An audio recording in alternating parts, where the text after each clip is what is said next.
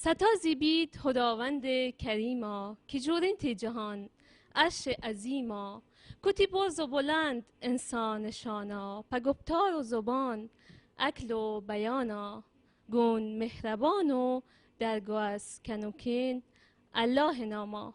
زیباترین سلام ها در سبدی از جنس مهربانی تقدیم نگاه های گرم شما بینندگان و همراهان همیشگی پایگاه اطلاع رسانی میادجل. امیدوارم هر جا که هستید سرتون سلامت باشه و گل لبخند بر لبهاتون بدرخشه. خوشحالم که بازم فرصتی دست داد در خدمت شما خوبان باشم. در این گزارش میخوایم با یک جوان توانمند و هنرمند گفتگوی داشته باشیم. با ما همراه باشید. خب همینطور که بهتون گفتم امروز میخوایم در گزارشمون با یک جوان هنرمند، توانمند و پرتلاش صحبت کنیم. از ایشون میخوایم که در ابتدا خودشون رو بیشتر برای ما معرفی کنن. من صادق سهرابی ام. من سال 87 از طریق یک NGO وارد فضای فرهنگی و هنری شدم. من یادمه که تابستون 87 بود. ما توسط یکی از دوستان دعوت شدیم به مؤسسه فرهنگ و هنری آهنگ بلوچ، جا میدان سرباز توی ایرانشهر. یه زیرزمین بود، کلی پله میخورد و من هیچ موقع اون اولین تصویر من که از این پله ها میرفتم پایین و یهو بچه ها رو دیدم توی فضایی دارن تئاتر کار میکنن، پر رنگ، یک تئاتر در واقع سنتی بود، بومی بود.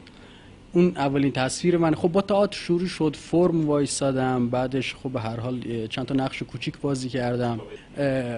ابتدا نمیذاشتن ما بازی کنیم، به سختی اول کل اونجا رو در واقع خودشیرینی میکردیم، جارو میزدیم، زودتر میومدیم، آخر میرفتیم، اینا در اونجا رو باز میکردیم. من و پسرخالم محمد دشکام که اونم الان روی ساز سرود داره تخصصی کار میکنه تو تهرانه. بعد کم کم یه نقش گرفتیم دیگه، در واقع فرم بودیم با پیشهای نقل خرما دیگه به زبان بلوچی، اینا رو تکون میدادیم و تو نمایش و اینها. بعد یه خورده شرایط عوض شد، خب به هر حال تونستیم یه خورده. من یادمه که اولین دیالوگمو به سختی گرفتم از کارگردان و اینجوری شروع شد دیگه. موفق باشید آقای سهرابی، کارتون بسیار عالیه. من شنیدم که شما بعد 10 سال در قلعه ناصری رو باز کردید. در این مورد توضیح میدین در ما؟ من نه، ما یه جمع، همه یه تیم، همه یه سمنهای ایران شهر. خب قلعه ناصری یک مکان تاریخ فرهنگیه در قلب ایران شهر و متاسفانه به دلیل نمیدونم شاید اندک نواقصی که اونجا بوده، تسطیح نبوده و مشکلاتی که اونجا وجود داشته، خب درش بسته بوده رو به شهروندان. خب به هر حال ما NGO هستیم و به نظر من کنشگرها خیلی برای کار خیر نمیدونم دیگه استخاره نمیگیرن و ما وارد شدیم با همه شورای اداری، نه اینکه فقط بگم بچه‌ها، واقعا خود فرماندار، نماینده شورای اداری، ادارات، خود جوانان اومدن دست به کار شدن از تسطیح اون فضا که تک به تک بیل دست گرفتن تا اینکه ماشینالات شهرداری و در واقع ادارات خود ایران شهر تونستیم یه اتفاق رو اونجا رقم بزنیم. خب آقای سهرابی، اگه ما بخوایم مرورگر گوشیتون رو چک کنیم میتونیم؟ یعنی آخرین چیزی که در گوگل سرچ کردین چی بوده؟ ما میخوایم بدونیم. چرا اذیت می‌کنی؟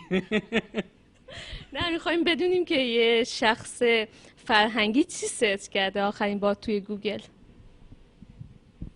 والا یادم نیست. زلزله کرمان. من دیشب یهو، خب ما شب بیدار روز خوابیم تقریبا. البته شوخی میکنم، من صبح کار داشته باشم زود بیدار میشم، ولی در کل میگم ساعتای 2-3 شب بود من خبر این رو شنیدم که زلزله در واقع کرمان یه زلزله خفیف شده 4 ریشتر رو. اینا من خواهرم اینا اونجا بودن. بعد خیلی نگران شدم، در جون رو سرچ کردم، حالا نه که فقط به خاطر خواهرم، ولی این خبر آخرین خبری بود که دیشب در نصف شبی من این رو سرچ کردم. قبلش چیزای دیگه هم بود. خیلی عالی. بعد مطالعه هم دارین، کتاب میخونین؟ قبلا بیشتر مطالعه میکردم ولی الان بیشتر فیلم میبینم. فیلم اگه اقرار کنم و اعتراف کنم بیشتر فیلم میبینم. متاسفانه مطالعه کمتر شده و به شدت احساس نیاز میکنم بهش. آخرین کتاب چی بوده خوندین و چقدر از اون آخرین کتاب زمان گذاشتید؟ عقاید یک دلقک و اگه درست بگم اسمش رو، فکر کنم درست میگم. و همیشه خانم حسنزی کتاب‌های نخونده که من میخونم بعد رها میشم به شدت عذاب وجدان برای من میذاره. اگه بخواید که صادق سهرابی رو در 3 کلمه یا یک جمله تعریف کنید چی میگید؟ 3 کلمه یه جمله ها. همه خودمو خیلی سخته خودش نمیدونم. ما زنده با آنیم که آرام نگیریم، موجیم و آسودگی عدم ماست. درست خوندم؟ شما شاعری این رو؟ آره فکر میکنم تا حدودی.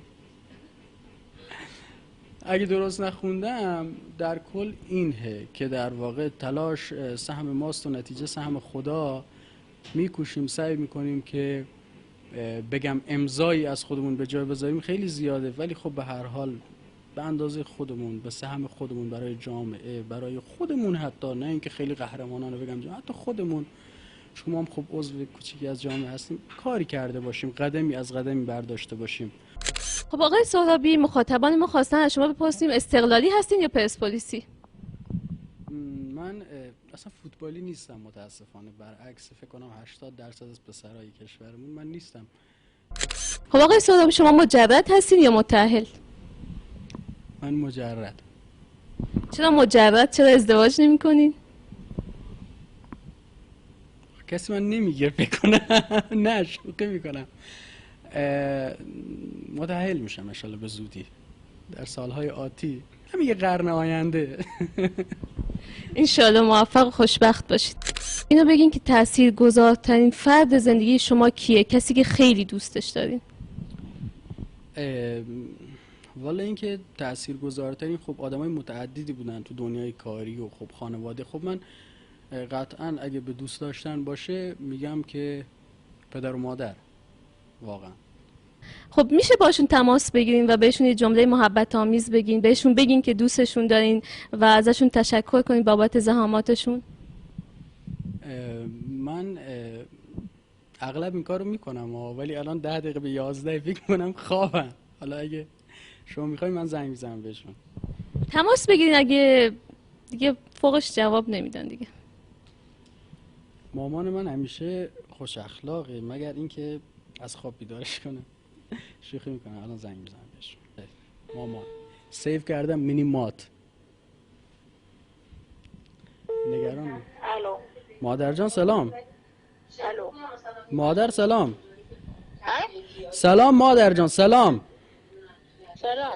من ما تو زانه دیگه من تر دوسته ها. صادق صدق تو واصله بی.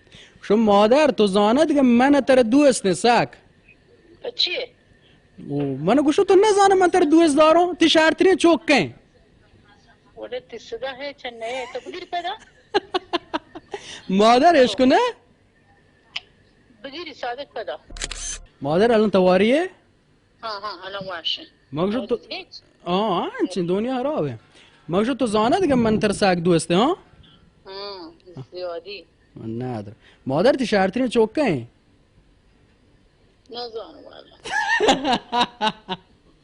مادر من تا یک برنامه زنده ایم، منش گفت پتو زنگ بزن چون مگه من مات سگ دوست دارم گوشی بوگشی و دیگه تو زانه من محبوب ترین مردم تو و من پتو زنگ زد و من دوتا قدردانی میکنم به خاطر همه تی زحمات. تر پهیله. ندارم من نتوار مادر. واب کن.